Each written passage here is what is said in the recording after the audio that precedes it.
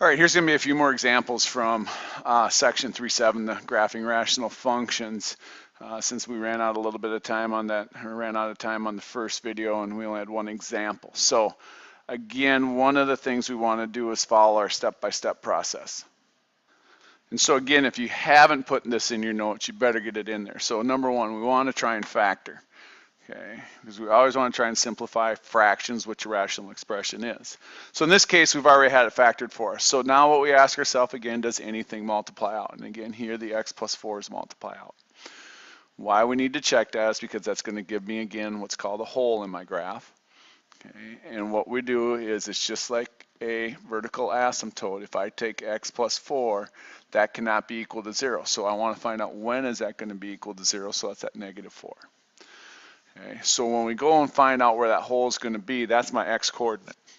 And what I want to do now is I have a simplified form of my function where it's x minus 2 all over x plus 3 and x minus 6. And so what I want to do is I want to plug that negative 4 in then.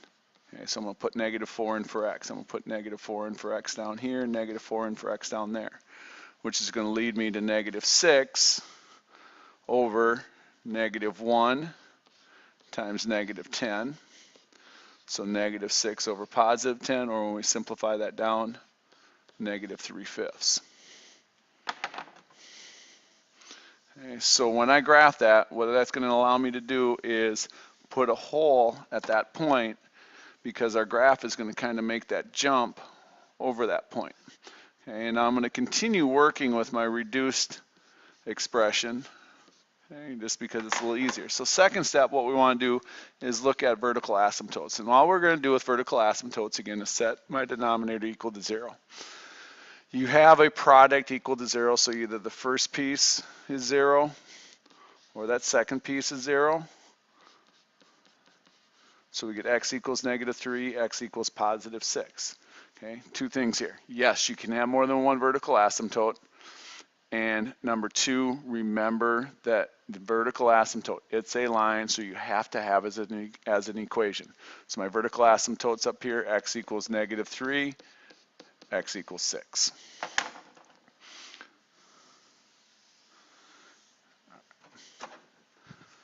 Third thing, we have to decide horizontal or slant asymptote. Okay, and so what we have to do again is look at the degree of my numerator and denominator. Okay, first degree up in the numerator. Okay, no problem because that's linear. Now, don't get confused in the denominator. Okay, if I were to multiply this all out, what I have is actually a second degree function. Okay, so you got to think about it that way. What I have is a linear times a linear, which gives me a quadratic. So what I have is a situation, okay, degree of my numerator is not exactly 1 greater, so I'm not going to have that slant. Okay. My degrees are not the same, so therefore my horizontal asymptote, also an equation again, remember, is y equals 0. And our slant asymptote then is not part of the situation, because again, we're either going to get one horizontal or one slant, never both, never more than one. All right, so if we look at example like number 6, number 1 again, we want to try and simplify my fraction. So what I need to do is I need to look at factoring. Okay, denominator is probably easy for you to see. It's a difference of squares, so x minus 3, x plus 3. Numerator a little more difficult. Because of the fact, again, that we have a not equal to 1, but somehow you have to figure it out. Okay. And what you're going to find out is that we get 2x plus 1 times x plus 3. Okay. So we did the factoring.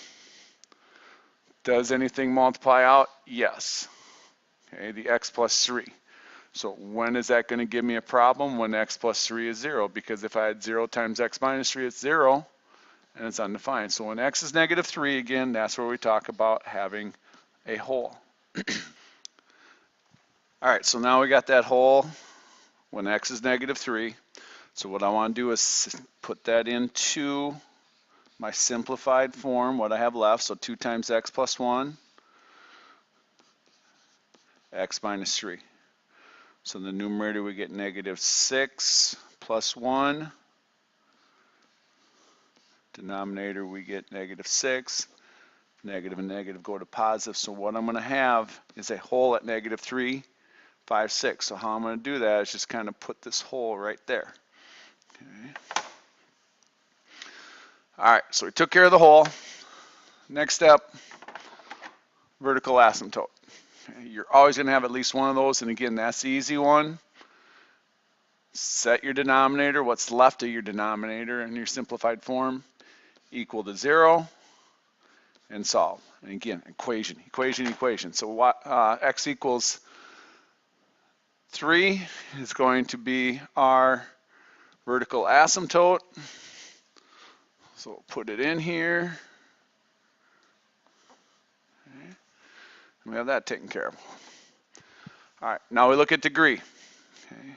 What's left, I have first degree over first degree. So I have same degree. So I'm going to have a horizontal asymptote where it's y equals the ratio of my leading coefficients. So y equals 2. So also means then we will not have a slant, okay, because I can't have both. And again, remember, equation, equation, equation. So y equals 2. Okay, so now we want to test some points on either side of the line. And so again, what I like to do is when I go to my asymptote at x equals 3, okay, I'm going to take 4, 5, 6. Now I'm going to go to the left.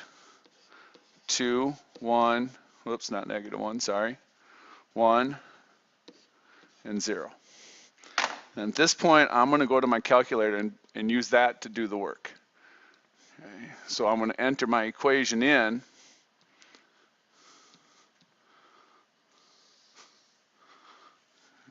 And I'm going to go all the way back and use my original equation. So I'm going to go 2x squared.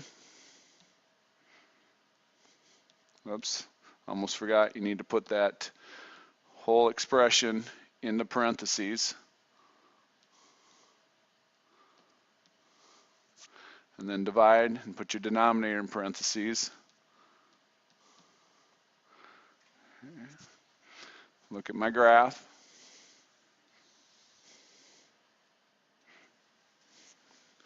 And it kind of seems like it's opening up like we should. And one of the things to notice here is that in the table right there, when x is 3, notice it gives you an error. Okay. That's your idea of that hole. Okay. But now what I'm going to do again is I'm going to use that trace feature.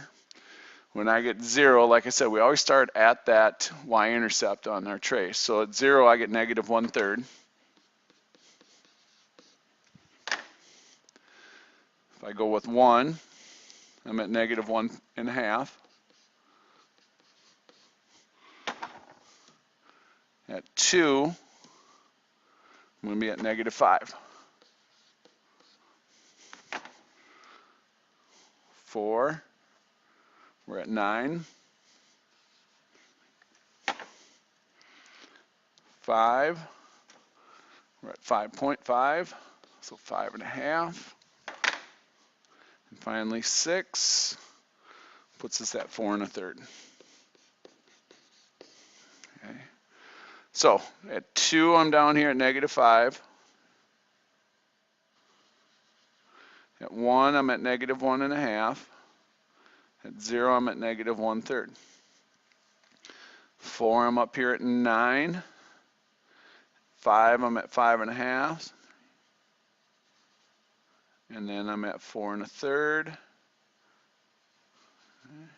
And like I said, what I like to do when I draw my curve then is start at this middle point and go through one of the other ones and curve it towards the asymptote, and then go back and do the same thing with the other one. Start in the middle, curve it towards the asymptote. Now in this case, we want to run through that hole as well. Okay. And we're done. Now, like I said, another thing I can do is I can go in here and also enter my slant or my horizontal, depending on which one I have. And the nice thing about that is I can see that my graph on my calculator does not cross those points, or it does not cross that line. So I'm feeling pretty good that that is truly my asymptote. All right, just quickly with this one, we're getting a little short on time, just kind of get things set up. Okay, again, number one, I want to look to see if I can factor, which here in my numerator, I do see that I have a common x that I'm going to take out. And then I also see that what I can do is take x plus 4 and x plus 1. My denominator is going to give me x plus 4, x minus 3. So again, I'm going to be able to simplify. Those x plus 4s are going to multiply out to 1, again giving me a whole when x is negative 4.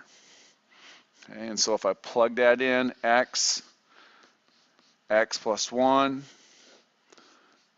x minus 3, and simplify that out, I'm going to get 12 over negative 7, so negative 12 sevenths. Okay, so over here at negative 4, I'm going to go down to negative 12 sevenths, which is almost 2, and there's my whole. Okay. Vertical asymptote, what's left in my denominator, set it equal to 0, so x equals 3.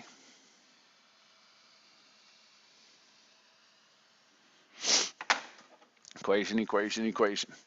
All right, this time, remember, I got 1, I got 2, so I got second degree up in the numerator, first degree here. So what I'm going to have again is a slant situation. Now, for me to do my long division here, I'm going to need to multiply it back out. So I'm going to take x squared plus x, and what I'm going to divide it by here in this case is x minus 3. Okay. So first in divided by first out. Again, I expect it to be linear. Okay. Times what I'm dividing by, x squared, expect it to be the same, minus 3x. Subtract, so I change my signs again. I want to see that go to 0. So here I have 4x. First in, first out, and that's all the farther I need to go. Okay, I don't need to keep going because I have my linear expression, so now my slant asymptote is y equals x plus 4. Okay, so y equals x plus 4. Again, it's got to be an equation, no horizontal. Okay, so 1, 2, 3, 4, slope of 1, and there's my slant asymptote.